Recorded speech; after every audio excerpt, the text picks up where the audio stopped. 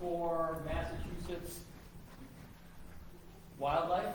What's the division? Department of Wildlife? Massachusetts Division of Fisheries and Wildlife, Mass Wildlife for short. Mass Wildlife for short.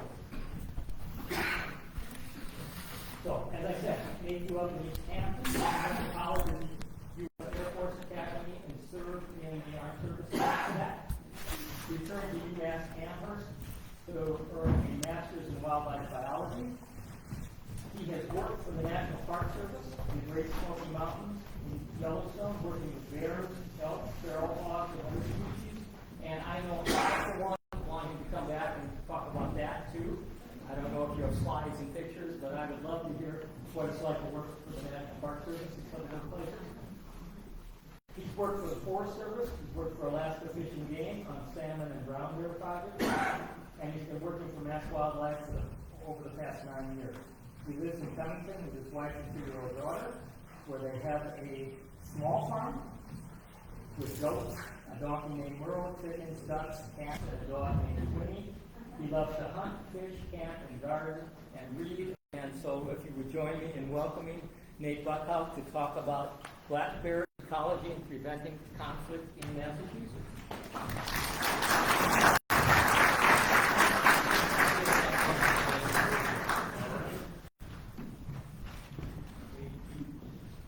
One second while it goes.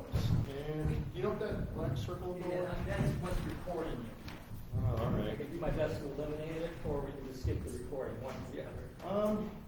It might block some slides. Are you said you're recording it? Yeah, I'm live right now. Okay. Awesome.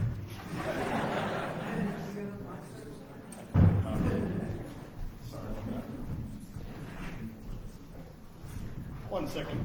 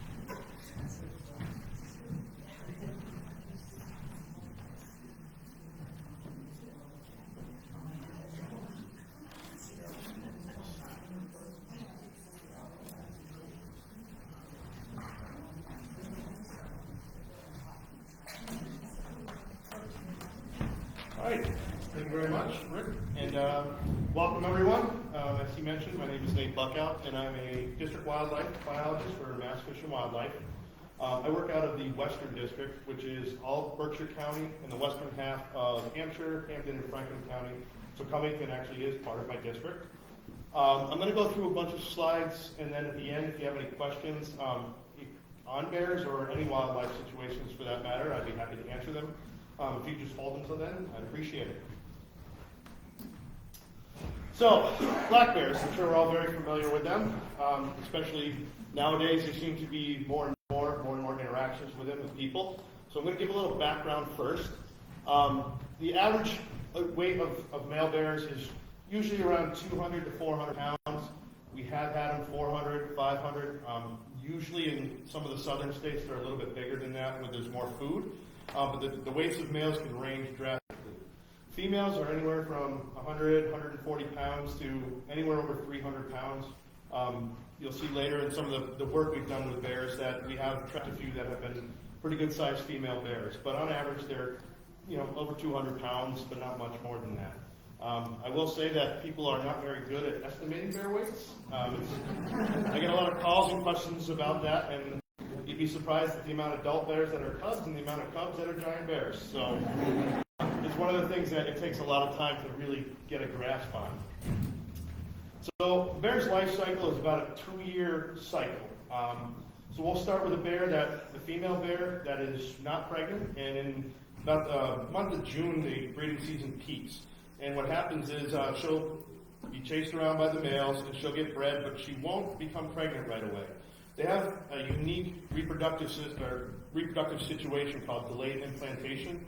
And basically, if there's not enough food or resources, when it's time for the egg to implant, which is usually in November, they can actually absorb the egg back in. So instead of having 4 or 5 cubs or 3 or 4 cubs, if there really aren't resources, or maybe she's sick or not healthy or injured, she can actually reabsorb that so she can work on recovering herself and keeping the resources for her own body instead of producing cubs. Then as the eggs do implant in November-ish, they will start to develop into little baby cubs. And they're usually born in mid-January to February. So right now, a lot of little ones have either been born or are just getting to that point. So it's a pretty busy time for female bears right now, although they don't normally know that they're having little ones because they're so small when they're born.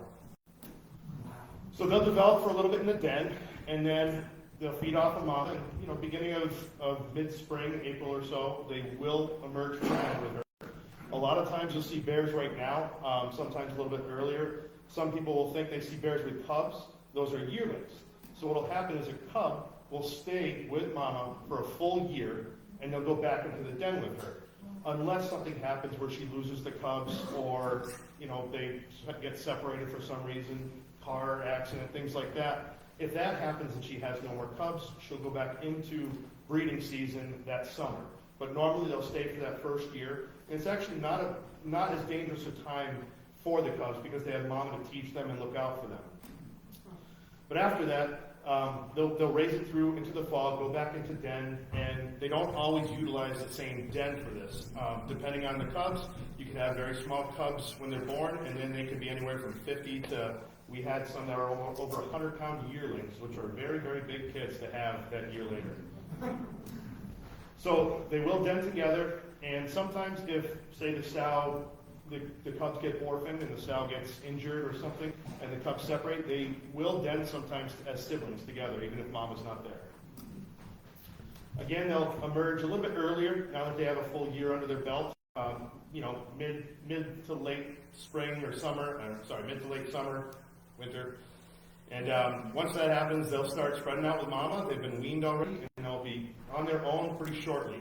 So they'll get kicked out in June, and that can be a rough time to see injured cubs sometimes. Mama might have to be a little bit forceful, but it's now time to raise the next generation.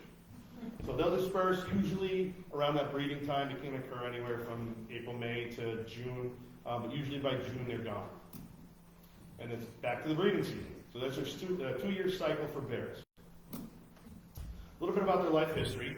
They are opportunistic omnivores. The majority of their diet, it usually changes throughout the year just based off of available food. But the vast majority, all season or all year long, is actually mostly vegetation. In the spring, there's not a lot of food. They end up eating a lot of grasses, a lot of sedges. They stick to swamp areas. There's just not that much out there. Skunk cabbage is one of their preferred foods when it starts arriving pretty early in spring. It's one of the first things to pop. There might be leftover acorns or other nut crops from the year before. They often are seen that there's a lot of fields out here. Sometimes you'll see them mowing down the fields, the green grass this time of year. Their droppings will look very, very green, like wet clumps of grass. They will go after deer fawns occasionally if they happen upon one, but it's not a huge part of their diet. The other food source that's becoming more and more common is our food. Garbage and bird feeders, and they will utilize those food sources early. Sometimes even when they're in the den in winter, they'll actually come out and they'll hit bird feeders and trash cans, and that's not healthy for them when they should be denning and saving those resources. So again, the habitats kind of determine where they can find food seasonally. They spend a lot of times in swamps because there's a lot of green stuff early on. But it changes as the seasons change. As summer comes in, there's now new insect larvae. They will dig out stumps. A lot of times you'll see like rotten logs ripped apart and shredded. That's bears looking for insect larvae, whether it's bees nesting on the ground or termites, and that's another food source for them. Also berries. They eat black cherries, a big one, and raspberries pop up. Anybody who has blueberry bushes knows that there's a good chance there could be a bear in there. And then as it gets later in the summer, where corn's starting to become fully developed, and apples, they will hit orchards pretty hard, and farm fields. One of the bigger complaints we get is from farmers who have cornfields. Bear will go in there and it'll look like crop circles from the sky, the amount of stuff that they will eat very quickly. They will actually hypereat, and then you'll see vomit. They'll throw up the corn because they eat so much, throw up and then eat more and then leave. They can't contain themselves. They're so happy to have corn. So again, that forest, the habitat changes. They'll go into some of the forests where these cherry trees or nut trees or fruit trees are. Newly logged areas have new raspberries popping up and a lot of that lower green growth. Wetlands still, because there's food there. And then in the mid to late summer, as a lot of these crops start to fully ripen, they will hit fields and orchards. In the late summer to fall, it's when they enter that hyperphagia. It's basically they eat. And that's to really put on those calories for winter. So again, corn, apples, any of that hard and soft mass that's really coming through in the fall, new acorns, new beech nuts, a lot of that nut crop is all fresh and starting to fall again. Beech nuts they really like. There are, deer carcasses. It's during the rut. Deer get hit by cars. They travel a lot. So they will feed on they will scavenge and feed on carcasses of really anything they find. And again, they're in those upland forests where a lot of the oak trees are, the beech trees are, where they're dropping the nuts. And they're also in the fields and orchards. And it's very, very common to have multiple bears in one cornfield at a time. They really can do a lot of agricultural damage in that situation. So when do they hibernate? Well, it depends. So it's usually pretty dependent on their food supply. So if the weather conditions are, low temperature, a lot of snow, crops fold fast, a lot of them, males, females, they'll all go in pretty early. There's not a lot of food to find. If there is a lot of food, sometimes the males will actually stay out longer, and even in some southern states where it's not that cold or they don't get the heavy winters and there's food, they'll actually stay out all year. Hibernating is a strategy where they can conserve either energy and their calories. That being said, regardless of food, temperature, the females that are pregnant will still usually go in November because that's just a survival strategy for the cubs, and they have to provide them with that nutrition. And they will stay in the den for anywhere from 4 to 5 months, but they can peak out. The ones that don't have newborn cubs or aren't pregnant, we've had them out in January, February. I've had people send me pictures of tracks already. Because if it warms up and it's been pretty warm, they'll pop in and out. They'll see if they can find some food, and they'll, in opportunistic situations, hit trash cans and bird feeders. I know people put bird feeders out in the winter because they don't think bears are around, but they very well can. So why do they hibernate? Kind of touched on that a little bit, but it's basically a seasonal adaptation to food shortage. And the further south you go, the more opportunity there is for food. There's longer growing seasons. So in that situation, they don't necessarily need to. But up here and even further north in some of the Midwest and Northwest areas, that food isn't there. So they really need to conserve, and that's why they'll hibernate. In a lot of those situations, like up in Alaska or Canada, they'll hibernate longer than they do even down here. And they are adapted to search for these calorie-rich foods. I mean, if we were to put on this kind of weight and then try to sleep, we would die or have a heart attack from it. But they're actually built to put on massive weights and large amounts of fat, and that's what allows them to survive over these long periods of time. And again, it's going to be a kind of a theme that I throw throughout here is bird feeders and human food sources. But we do readily supply bears with unsecured garbage, dumpsters to restaurants, bird feeders, even outdoor food. A lot of people have chickens and other livestock, and if they leave the food barrels out there or other things like that, it's another opportunistic choice of food for them. It's a lot of calories in some of that food. So this is the Black Bear Range of Massachusetts. As you can see, the established range, it's expanded drastically. If you haven't heard in the news, there are bear sightings in there. I think we even had a bear den in Hanson, Mass., which is south of Boston on the coast, and they're spreading further southeast. So that range is actually, it's drastically enlarged. And what we're finding is that they do very well in these areas where there's even a lot of people, a lot of neighborhoods. It doesn't seem to bother them. In fact, it seems to be a really nice source of food for them for the same reason that I mentioned, is these anthropogenic or human food sources. This is kind of just an idea of so MEPs are environmental police, and they receive calls too, and this is kind of a call list from 2018 to 2022. And you can see, you know, the majority of them are kind of along the 91 corridor there, because there's a lot of people there. There's places like Northampton, Amherst, even down into Springfield, Chicopee, Holyoke, and there are bears that are popping into these towns and cities a lot, and there's a lot of people. So we get more calls there than we do, say, you know, where we are in the hill towns, because the bears are a lot more spread out, we're a lot more spread out, and I mean, we've been living with them for a long time now. We have a little bit more of an idea and tolerance towards them. And you can see there's a lot of calls out in the eastern part of the state, you know, even right above Boston, almost into Boston. This is kind of a complex slide, but I'll just kind of glance over it. It's basically how we figure out their population dynamics, you know, how many are alive, how many are growing, how it's spreading, and how fast. And it's just basically, you know, how many cubs survive the first year to yearling, and how many yearlings survive, and then if they don't, how many, you know, they'll reproduce. It's a complicated slide. I probably shouldn't have had that on there. So I'll get into our tolerance study program, and this is the fun part of the job. So in Mass Wildlife, we actually have a collaring program. It's kind of a two-part program. In the spring, we actually set out culvert traps. They look like giant barrels that are welded together with a kind of a big metal sliding door. The bear crawls in and grabs some bait at the back, pulls it, and the door shuts. It's very primitive, but it works very well. And what we do is we're looking for females. And the reason is because the males grow very quickly, and I'm trying to put collars on these bears. They're GPS and VHF collars. And if they grow too quickly, you know, it constricts here. But the females grow a lot slower. And I'll check the collar every year to change that and check the size and make sure I adjust it. But with a male, I don't want it to get too tight. Also, their range is much larger than a female, and it can be difficult to find them using the collars, especially the VHF that just give off a radio signal. You have to be a certain distance to pick it up. So it's a lot more difficult, and the females are the ones that have the cubs and give us a better idea of the population and the success.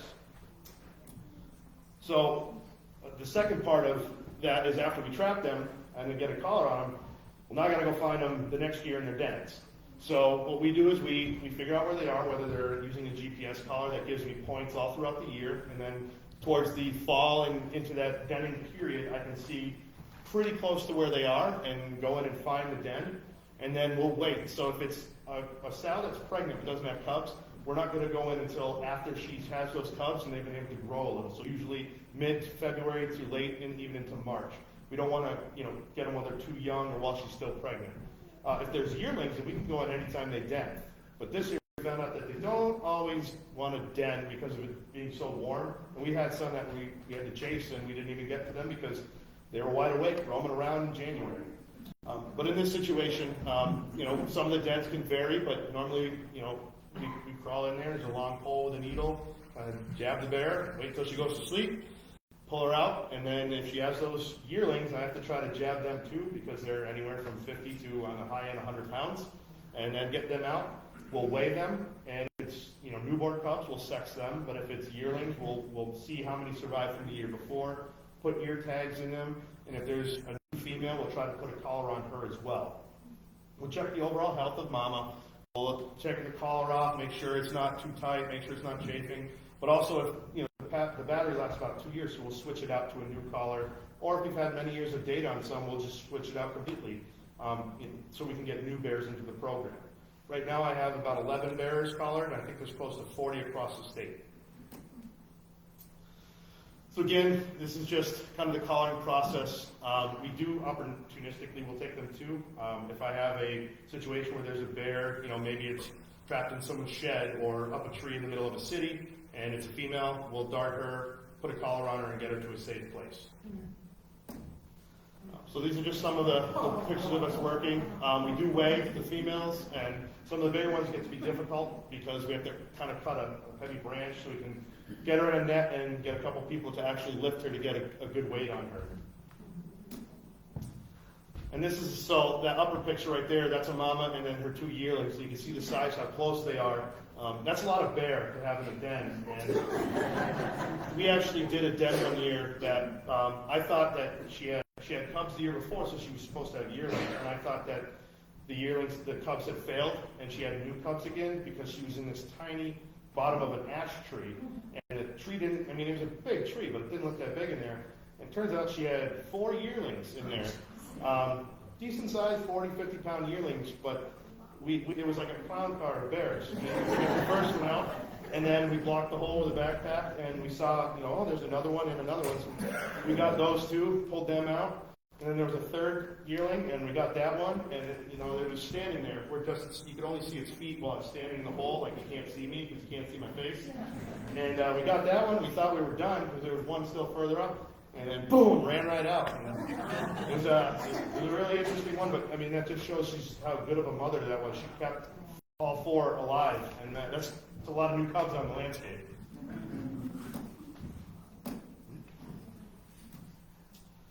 So a little bit about the population information. So the survival rates, it drastically varies depending on where the bear is. Some of these bears that are in the deeper woods, bigger forests, they have a lot better chance, depending, because they don't interact with cars as much or people as much, and those are pretty much the biggest threats to them are human threats. The average age at reproduction is usually around 3 to 4. It can be earlier developed areas, and for the reason behind that is there's more food, and if there's more nutrition, they're more likely to have the ability to, instead of continuing to grow their own body, they can now grow new bodies, new babies. The average litter size, first litters are usually a lot smaller than subsequent litters. First-time mama might be small, so it might be she only has 1 or 2 cubs, whereas a mother who's a few years older, a lot bigger, she can have 3, 4, and on a rare occasion we've even had 5 bears. But that's very uncommon. And the cub survival, again, first litters, new mom, not necessarily as good at keeping the cub alive or taking care of the cub as older mothers are much better. They've been through the whole situation before. They're able to raise their cubs. One of the major sources, one of the most dangerous times for cubs, though, is it's not the cub period, it's that yearling period where they get kicked out from mama. You've got a young cub, an adolescent, teenager who's trying to find their way in the world. They travel great distances to find their new habitat area, to find food.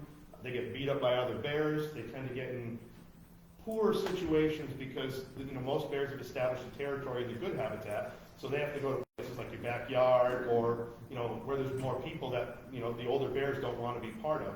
So they just put themselves in a lot more danger, cross a lot more roads.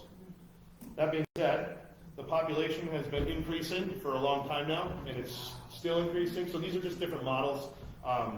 This is kind of an average in the middle, but we estimate there's somewhere between 4,500, probably more towards 5,000 bears in the state. As they, move into newer habitat further east, which there's plenty of habitat. We've been in the southeastern part of the state. That's a lot of farms and a lot of swamps, and that's excellent bear habitat. So they are just kind of pushing into these areas and expanding their populations into these new areas, and it's making a very interesting situation for us. And you can see, so this is kind of an interesting look at their use of these developed areas. So you have Northampton and Holyoke, Amherst. So there's the Connecticut River. I-91 is the big black line there. These are different bears. So each color is a different bear. And you can see there's a lot of overlap on some of them.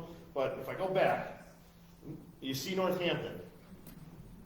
And you see the bears that are on Northampton. There's a lot of food in there, but there's also a lot of, there's woods and farms around it, which are great areas for the bears to live and then duck into these human areas to get food. There's also a fair amount of active, purposeful feeding of bears in some of these areas too, which is another issue that we have to deal with as well. So these are some of the collar bears out in the Berkshires. So on the right you see Pittsfield, Lennox, and the red is just the higher elevations.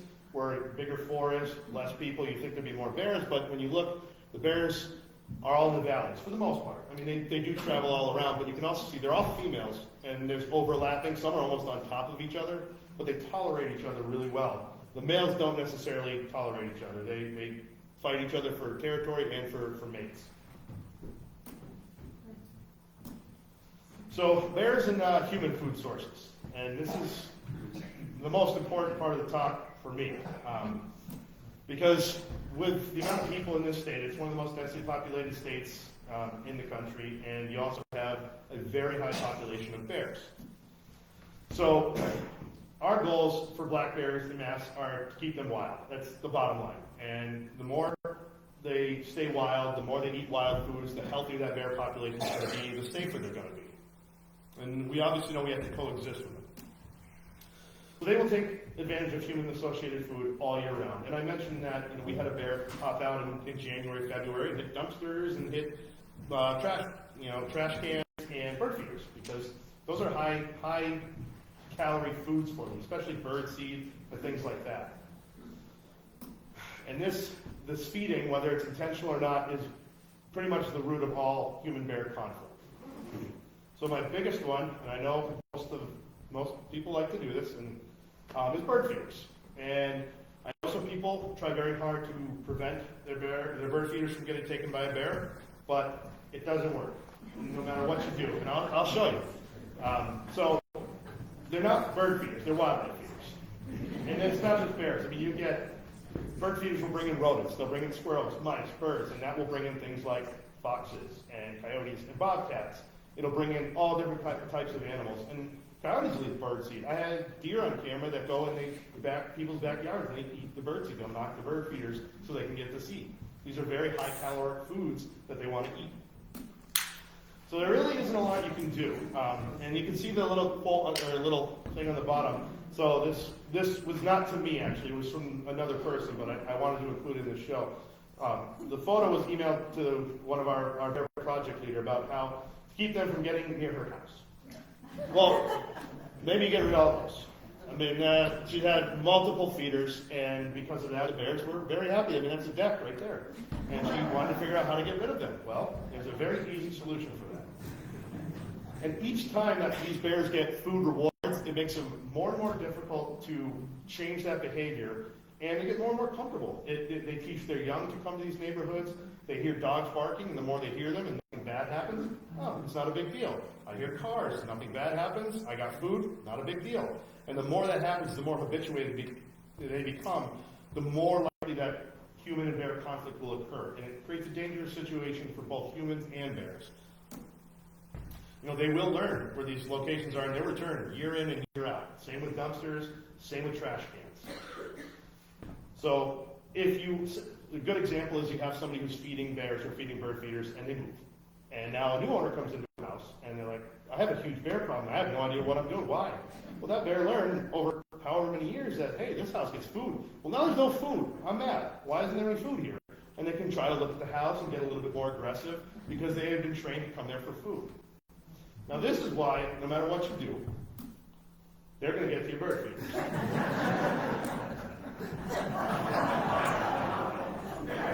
So there's not a lot you can do to prevent it. And people will tell me, oh, I have them way up high, and their bear can't get to it. They're very, very smart, and they're very determined. The best way to have them not get your feeder is not have a feeder. That's the bottom line. Right there. No bird feeders. And you won't have a bear problem. So the other thing is garbage. And this is a more difficult one, because it's easy to just not have bird feeders, but we all have garbage. They're in restaurants, places of business have dumpsters. So unfortunately, this one's a little bit more difficult, but there are ways to solve this problem as well. One thing you can do personally is, say you have things that create a lot of smell, like meat. You don't want to just leave meat, in the basement to go bad in your trash and then take it out. We all have a transfer station up here. You don't want to let that sit. But you can take that, put it in some Ziploc bags, and put it in your freezer until you need it. Just the really smelly things, that get smelly when they go bad. And that can help prevent those smells. Keeping your things clean and putting them out only on trash day or when you're taking it to the transfer station, that's a really good strategy as well. But it's not always easy to do that if you don't have the means to. But there are other things you can do. You can build a little garbage shed, and there's some other options in here. So put out the morning of, and I had one area that I was trapping in, and I knew there were bears there because the morning I drove on trash, it looked like someone had come with a baseball bat and hit all the trash cans. It wasn't that. It was a bear. Knocked each one going up the road. So bear-resistant trash cans. And I'm just going to gloss over these. If you're interested in more information about this, you can come talk to me after, and I can show you the resources we have to get some of these containers. But you can build one. They also do make certain containers that have lockable lids that the bear has difficulty getting into. Some of them they can still get into. Dumpsters as well. we've dealt with restaurants that have bear problems in downtown Lenox, Lee, Pittsfield. Bears will readily make use of these. And there's a lot of smelly, stinky things, especially in summer and the warmer months. And those dumpsters, if you ever run one in summer, they smell. And bears love it. So you got to work with the people in these restaurants and stuff to try to come up with a solution. So that's one, preventing bears, but also there are bear-proof dumpsters. Now, again, most people have the dumpster on the right, and it's those plastic lids. And they're like, well, I locked it. The bear can't lift it. Well, yeah, no, but it's a plastic lid. You're just going to sit on it and fall through. And they can get right in. The metal lids do work for the most part. A lot of them lock, which is really nice because even like the metal can be heavier to lift. It's harder for them to lift. But by locking, it's really difficult for the bear to get in. And most of them now they work with the dumpster removal trucks where you lift and it'll actually have enough weight from the metal lid to dump it into the truck. So they're still usable at all these locations. That being said, if they're not used correctly, because I had people who use metal dumpsters and leave the top open, what's the point? And another thing, especially since COVID, there's been a rise in backyard chickens. And not just in hill towns, but everywhere. As well as people are getting into more beehives and making their own honey. Well, bears love honey and chickens. And when they come into a house and there's chickens, they might not be going there for the chickens. They might smell the food or just the smell of the chickens. Because anybody who's had chickens, birds stink. And that smell will draw them in, and not necessarily as a predation thing, but while they're there and they see all those chickens, they're like, oh, there's a buffet. I'm just going to start eating chickens. They don't move very fast. So we get problem after problem after problem with these. And the first thing you can do is just keep it as clean as possible and keep the food, but that's not going to work in the end. So this is again that map kind of with all the bears in Northampton and stuff. And so this previous one, you can see all the chicken. Those are all known, chicken coops that are in people's yards, and you can see the bears are all over in them, and they're gonna be. The only real way to stop that is, well, two ways. Don't have them, but that's not as easy. It's easier said than done. Is electric fencing. And I can't say enough how successful electric fencing is if done right. This could save your beehives, it could save your chickens, it could save your livestock, and it could save the bear. And I know it sounds cruel. It's electricity. But being shocked by one of these, I know that I'll survive it because I've been shocked by one of them. They're high volt, low amp, so they're not going to kill, they just hurt. And what you want to do, and it's going to sound a little counterintuitive, is you want to actually bait the electric fence. So you want to put like some aluminum foil or tin foil and then put bacon grease or peanut butter or honey on it. Because if the big burly bear slams through the fence, he might get shocked and it might work. But if he stops and he licks it and he gets hammered by the electricity, he's going to learn very quickly a very important lesson where he's going to survive it and he's going to run off and he's never going to want to feel that again. And it works. It very, very successfully works. And we do have plans for it. We can give you the information for it. You can buy full enclosed solar sets all over, Amazon, Tractor Supply, all different places have it. Anywhere you get farm stuff can help you with that. But they really work. And they'll work for your beehives. They'll work for your trash, too. We've tried to get people to have really big dumpster programs, problems. Sometimes in the summer, camps. You get all these kids come in, and kids are messy. And dumpsters are full of food and leftover stuff. Put an electric fence there. It's a good way of keeping the animals out and educating, the people to have some more responsibility for themselves. So the best thing we can do, though, is educate, which is kind of what this is, along with a lot of the other things we do. Because the best thing that I can do is teach people, and then they can spread it. And again, I'm going to go over the main theme of this right here. Don't feed. Don't feed bears. They're going to find it. You can see right there, 2 sources of food, and that's a pretty tight neighborhood right there. And Mom will teach you a little too. So not only do you have a bear problem, but you're going to have a future bear problem. And we get calls all the time to, hey, I've got a bear problem. Can you come remove the bear? No, that's not the solution. One, we don't want to relocate an animal. In fact, it's illegal to relocate pretty much every animal in this state. And there are reasons for that. The spread of disease, you're putting the animal in some other animal's already pre-established habitat. And we're in Massachusetts. Where are you going to bring a bear that there aren't already people?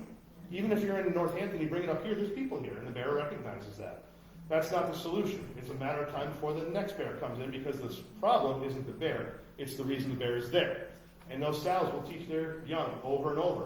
I had a bear with four cubs. If she taught them how to hit trash, that's 4 new bears that are hitting trash that year. Every 2 years, 3 to 4 more bears learn about trash. So the more time they spend around us, the worse. The worse it gets.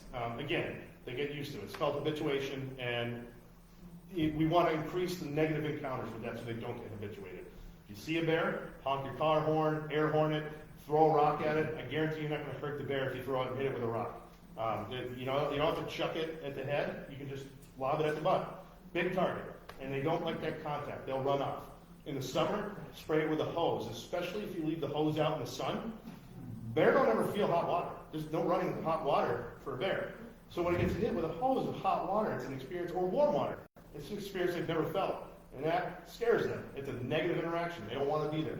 The more of these negative interactions, you're like, well, this isn't worth it. I didn't get any food, and I just got chased, sprayed with a hose, rocks thrown at me. I don't want to be here. I don't want to bring my kids here. So again, stay away from the bears are never going to change their behavior. You can try to slow it or prevent it, and the best is prevention. It's that hazing before they get food. But otherwise, you're not going to change it. The only thing you can change is people. We're the ones that have the ability to change, and that's what we need to do. We want to keep bears wild. Eating wild food, it's great to see them, it's great to take pictures, that's where we want to stop. So this is just some back information on our website. It's mass.gov. We're Mass Wildlife, where you can go to right to bears. We also have the environmental police. It's a 24/7 call. If you have a serious bear issue and it's in the middle of the night or on the weekend, they're a good one to call. And if it's really serious, call 911 to start. I know the police here, the chief, Mike, I talked with him already about bear stuff. He's familiar with it. So, there are resources out there if you have an issue. Don't be afraid to call. Any questions? Okay.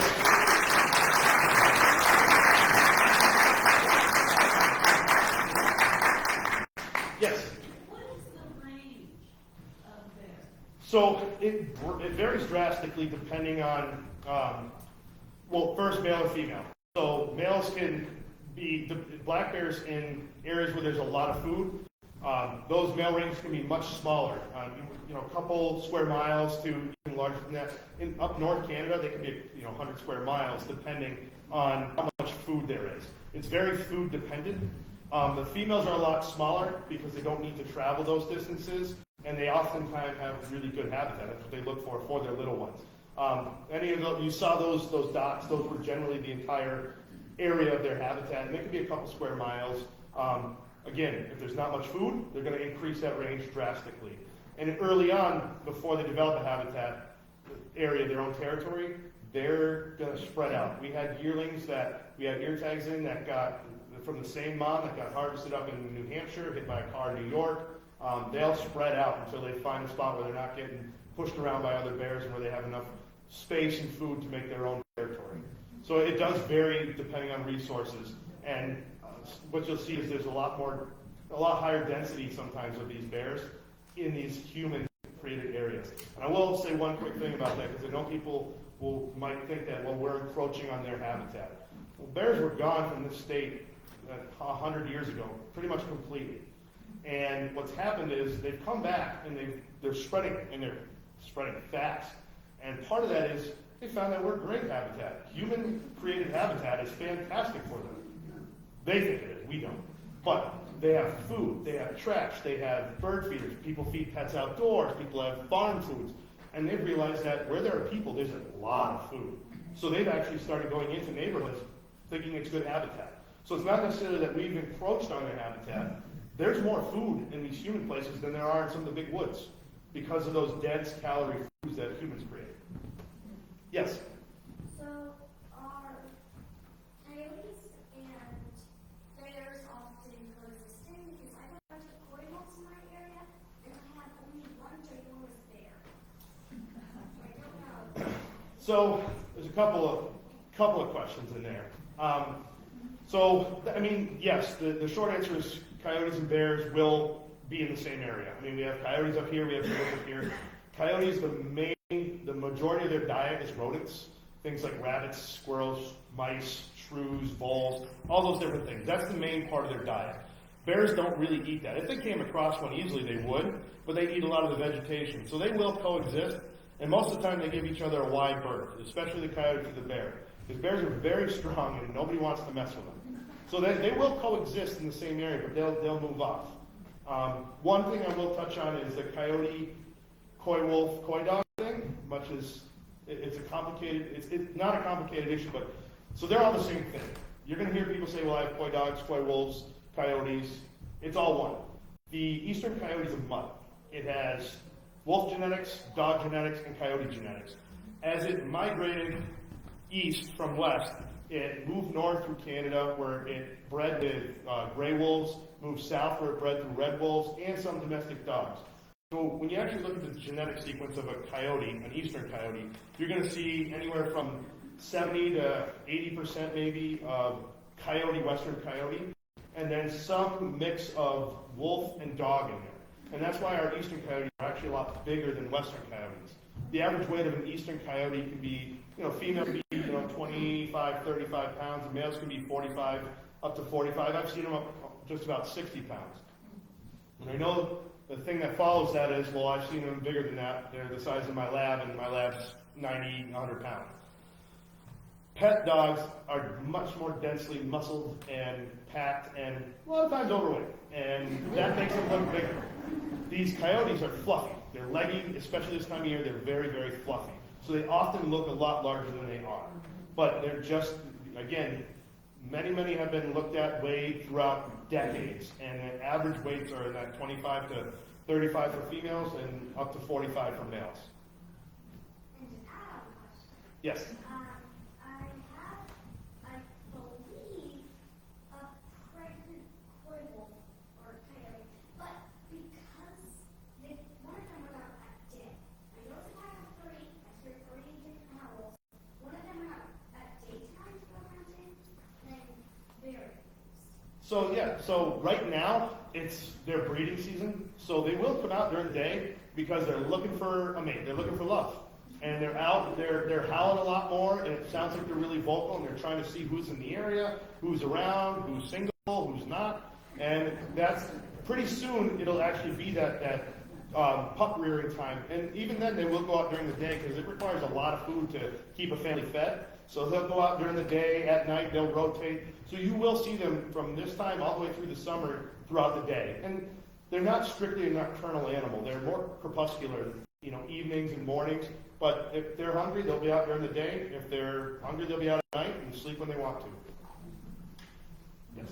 So with bears seem to like people so much, and it being unlikely that most people are going to change their behavior, is there anything being done to have more abundant food sources that are wild for bears to train them to go there instead? Yeah, that's an interesting idea. So part of what we do at Mass Wildlife, we have 220 some odd thousand acres of forest, wildlife management area that we manage, and we do try to manage it to provide a complex array of habitats that create a lot of food sources for all types of animals. A lot of them will help bears. We want food-producing trees like acorn, like oak trees and beech trees and cherry trees, because they provide food for all kinds of animals, and that benefits the bears as well. We also are working on, people might not change, but we can change people. It's going to sound a little rough, but we haven't had people feeding bears purposely. We've been able to go to towns or cities, talk to the select board, the Board of Health, and develop town ordinances or bylaws where it is illegal to feed bears if it becomes a nuisance. So you can continue to feed your birds right now. In fact, if you wanted to feed bears, you could do that. However, if it became a nuisance deemed by myself or the environmental police, by the town chief of police, just whoever they work on that bylaw and allow on that, we can say, no, it's a bad situation, you have 48 hours to cease and desist. If you don't, we could actually force court proceedings or fines. So there is a way we can go circumvent that and make them change behavior if it's creating a dangerous public situation. Up here it's a little different, but down in Pittsfield or Northampton, some of these bears are right next to schools where people are actually actively, purposely feeding them. And because of that, there's kids, and though attacks are unbelievably rare, you don't want to even try that situation. So it's a good tool to use, and we got it to work, down in the Berkshires where I work. A lot of the towns have been really, forthcoming. They've worked with us on it, and it's been very, very helpful. But otherwise, that's about it. Yes? What are the actual statistics around human attacks and or fatalities in Massachusetts? So, as far as I know, there's never been a fatality in Massachusetts. There are very few fatalities across the country with black bears. It does happen. The majority of fatal bear attacks are usually brown bears, whether that's grizzly or coastal brown bears. And the reason is there's a lot less of them, and there's a lot less people in the area. Their behavior acts a lot differently than a black bear. Most of the time, if a black bear attacks, it's a defensive maneuver where they got spooked, or there's a cub in the way, and they hit and run. They don't want to attack you. Very rarely there could be a bear that's sick, but that's very rarely the case. Most of the bears, especially in this state, are very healthy. The attacks, again, are minimal. I don't know of very many. Maybe we have one a year, and sometimes there's questions surrounding the situation that happened. And a lot of these occur from active feeding. So people who are actively putting food out there, that's where a lot of these attacks can occur. You don't see rabies in a bear very often. It can happen, but that's one of the reasons. Without rabies, you just don't get as many of those sick attacks. Again, they have happened. I think New Jersey might have had one, or Connecticut, a fatal attack, but it was something where they were on a trail, the bear got spooked, and the bear might have been injured too. So these are exacerbating situations, but it is unbelievably rare to have a bear attack in the state, especially with the amount of bears and the amount of people. And in order to prevent that, it's, food. Food is the big reason. I've seen more bears in my cars than deer lately, the last few years, Mhm. here in Mercer County. And quite often they're alive because they're so big, so they're not killed right away. Mhm. So what does one do? Do you call the police? Who is authorized to come and shoot that bear if it needs to be, I would assume most of the time, needs to be euthanized? And then a second question was, once I came upon a mom, Sal would have been dead, and she had one little guy who was Twitch Winter, so it was one of her little ones, was also dead. But then, and I didn't know, I couldn't imagine how many others might have been there. But then what happened when, Mama woke up then? And so what happens when they're, can they survive, or? Yeah, so... And, what do you do? Who do you call? And this was right along the main route. I've seen more of them along Route 7, on south from your county than anywhere else. Yes, it's kind of a two-part question. One, she says she seems to be seeing more bears than deer on the road, and if you see, an injured bear that's been hit or a dead bear, who do you call? And actually, any one of those right there, but we're closer than some to respond. If it's an injured bear and it's it doesn't look like it's going to be able to go, local police also can respond to that, and they can get much quicker than we can. I could be in Dalton, or I could be working in Sheffield, and if a bear gets hit in Cummington, it's going to take me a while to get there.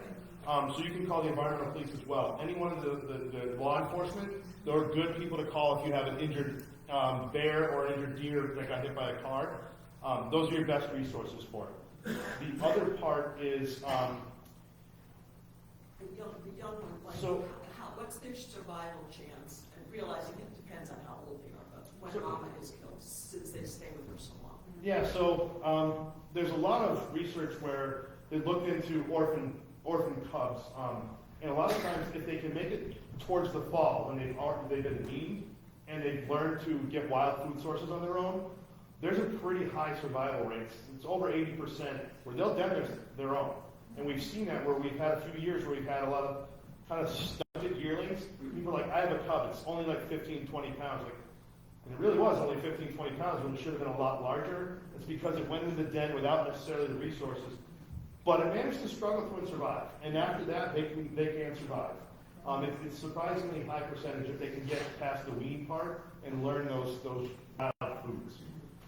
Again, if a cub gets hit, Mama, a lot of times they will move on. And if Mama doesn't make it, If they're little cubs, before in the summer, call us. There is some things we can do for the cubs.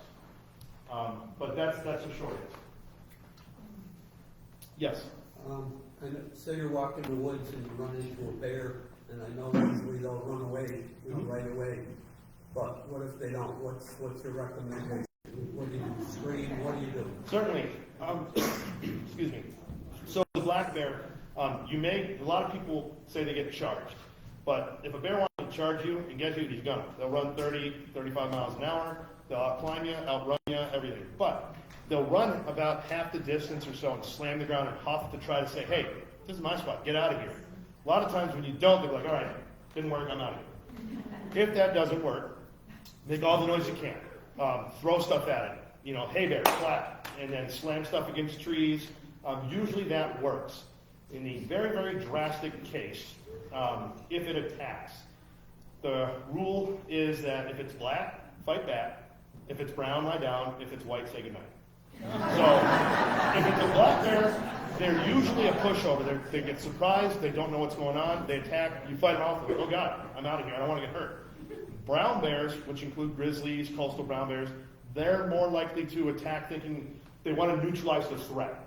So once they realize if you just lay still, they're like, oh, threat's neutralized. I'm gone. It actually happened in Yellowstone a while back where there were two people hiking and they came between a sow and a cub, grizzly bear, and the bear attacked and the guy ran and the girl dropped and the bear picked the girl up by the backpack, tossed her, she had a few bruises, killed the guy. He ran. So you play dead. That's the biggest thing. And the last one is polar bears. They're one of the few animals that will actively hunt humans to eat them. So there's not much you can do there. But noise, fight, all those things. Carry a whistle, air horn if you're worried about it, a good walking stick, all those things will work. Yes, ma'am.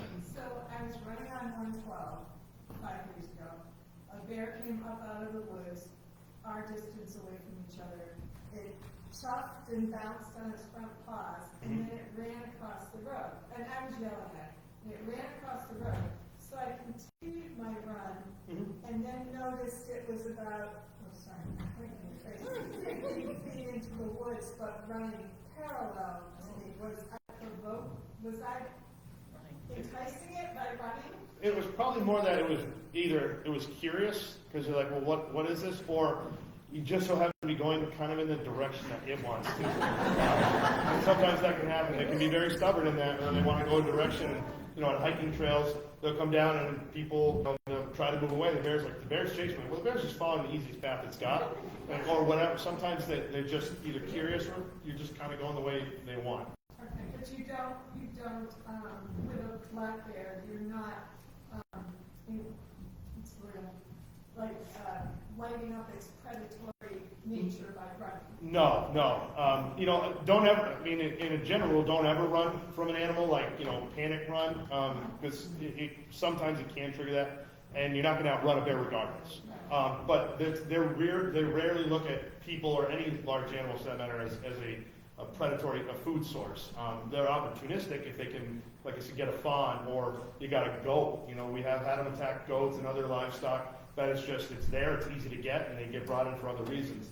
But they're not known to actually stop prey or go after prey like that. Yes, sir.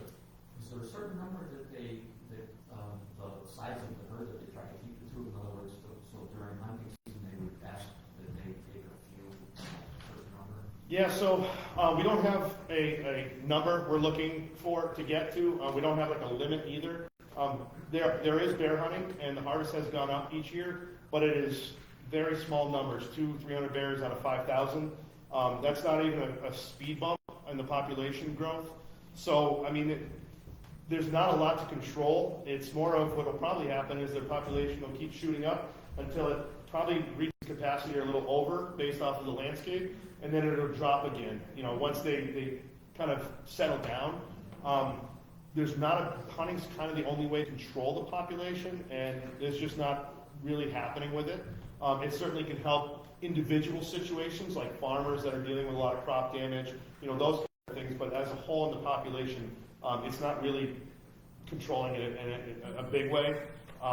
That being said, we'll reach a point, they're spreading. Out here, we get years that might seem higher or lower than others just based off of food and that, but we're probably pretty saturated out here. It's more so the east that they're going to run into these problems a lot more often. Yes, ma'am? And the dens that they build, do they do them more in the lowlands and the valleys, or they up in the hilltop and the hills? Oh, they do some at the top of the ridges. They'll go anywhere. Sometimes I don't believe there's any method to their madness, even though I know there is. We've had them on very tops of ridges, in rock slab crevices. I've had them under sheds in people's backyards, brush piles. Some it looks like a big eagle's nest on the ground that they dug out and just laid down in. They vary drastically, and sometimes they'll reuse it then. Sometimes they'll never go back to that. It all just depends. Sometimes they have a den they like with cubs. Sometimes they have one that's more roomy for their yearlings. But if something spooks them or they don't like it, they might not go back there, or maybe the tree that they were under fell and now they have to change. But those dens can vary drastically, and we can be right in someone's backyard, and we can be in the middle of nowhere. There's one on the Appalachian Trail we deal with that's pretty far out there. So it's pretty neat. Yes, ma'am. You said that you guys have a lot of land that you take care of and you have it planted with foods and habitat for the bears. How many grants do you request that own land to do something like that? Yeah, so there are grants. There's a couple different types, I believe, but if you call, I don't deal with those myself, but if you call our headquarters, which is the Westboro number, there are grants for, depending on how much land you have, for habitat management grants where you can have people come in and maybe do habitat harvest or things like that. There is a lot of money, some state and federal money for that. It's a landowner kind of habitat management fund kind of thing. Yes? A few questions. Is baiting legal in Mass?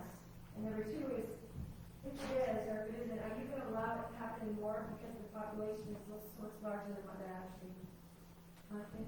So, first part, it's kind of legal. You can't bait during the hunting season.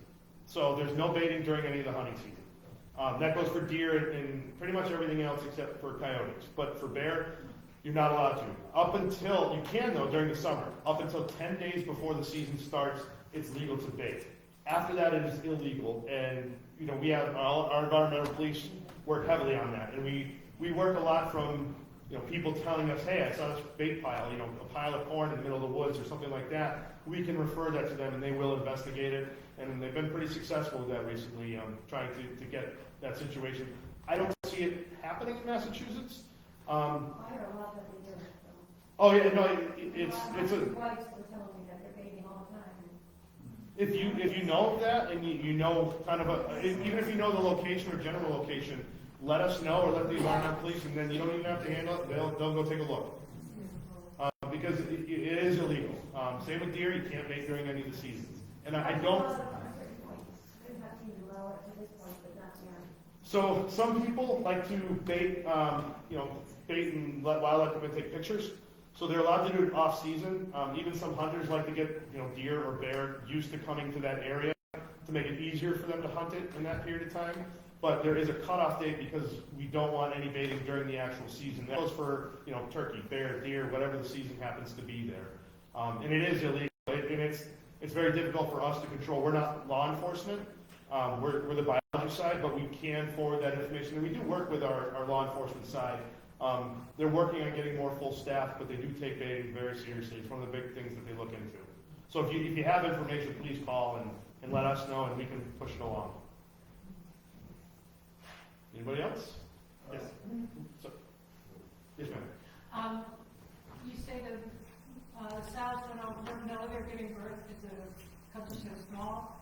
What happens in those first months? How awake is the sow, or the cubs nursing on their own? Yeah. So bears don't. When I say hibernate, they don't fully hibernate. Like a woodchuck hibernates. It's like dead to the world. They don't. But a bear, they wake up throughout the time. But they're so small when they're born, and she has both. What they do is they usually make their way to the nipple area where they can feed on their own. And she doesn't normally have to do much there, and they spend a lot of time just feeding and basically using those calories that she has. And she might get up and move and shift and get more comfortable or more access, but that's usually the initial part of it. And then they just feed until they're big enough and shift around. And again, they're growing pretty quickly, so they sleep, feed, until it's time to move, until mama says it's time to go. So there isn't a lot that happens, not a lot of activity that goes on besides the Like feed. does she nuzzle them? Does she know they're there? Yeah, she'll nuzzle, she'll clean them, that kind of thing. She'll know they're there. But, it's kind of just we're just gonna all stay warm, stay here for a while moment. Yes, ma'am. Regarding that, so the sow doesn't, any bear that's hibernating doesn't urinate or defecate? Yeah, so, What about the cubs, when they're growing so quickly and they're nursing, are they doing that? yeah, so they concentrate their urine. It's one of the strategies when their whole system slows down, their heart rate slows down. And they actually concentrate their urine so they can keep kind of recycling the water in their system, as well as they sometimes develop kind of a plug, so they actually don't go to the bathroom. And it allows them to basically keep all their calories without making a mess in there, and allow them to sit in that area for however many months. And then when they come out, it drops out when they go to the bathroom the first time and move on their merry way. And the cubs, the ones that are born in the winter, are they? Yes, so most of the milk they're consuming usually just goes straight to calories and stuff, so they're really not doing that too much. I'm not entirely sure if they're urinating. I doubt they really are. I mean, being in the dens when they're there, it doesn't smell, and there's no smell to it or anything. So my guess would be that they're doing the same thing that their mothers do, because they don't want to be moving too active to get them, they're burning through their calories either, because they need everything they can to grow right there, in that limited period of time to get big enough to go out of the den. Yes? So I'll make my statements. Are you seeing any diseases in the bear population that's growing or just constant there? That's one thing with bears, we really don't see a lot of disease. I think I may have heard of one rabbit case, or possible rabbit case of a bear in the state a while back. There is a disease called, it's like it's a chromosomal disease. It can lead to bear dying. It's not really something that spreads or anything, but honestly, the prevalence of disease in our bear population and in black bears in general is incredibly low. We don't even really see mange in them, so it's pretty interesting how healthy the population is. We are going to be trying to do some more disease work in the future and looking at what they may carry or have with some blood sampling, but so far it's a very healthy population. Even with like ticks and fleas and things? So fleas I rarely see on them. Ticks can be a problem. We have some bears that don't have many, and some that can look a little rough on them. They're a little better at being able to groom themselves. They spend time in water, things like that. But we do find it. I haven't really seen any impact off of it. Any negative impact on the ticks from them, but bears aren't long-lived in comparison to like people or stuff. So a lot of times things like disease or even stuff that ticks could pass on that's chronic over time doesn't seem to affect them, at least in their lifespan. Yes. One of your slides said that the adult survival rate is 0.88%. Help me understand that. Is that a mortality rate or is that? Yeah, I'll be honest. I'm not sure why that number was in there. Yeah. But what is this about? I think it's more 0.8 is 80%. Like 8. It's a very high survival rate. Once they reach adulthood, it's the cub and then the yearling situation that is the most dangerous time for them. Once they reach adulthood, there's no predation, besides hunters, and that's a very, very small number, and cars.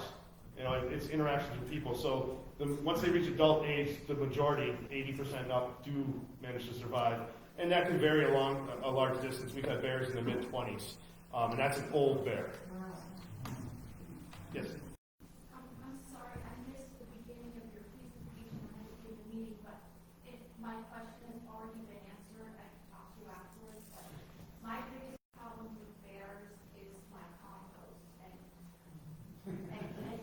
they, when kind of trees, they are really getting off of it, and I moved it deep into the forest, and it's like gone. So I'm kind of thinking that's more like feeding the bears, but inadvertently feeding the bears. Yeah, it's similar to like if they got your trash. You don't want it to.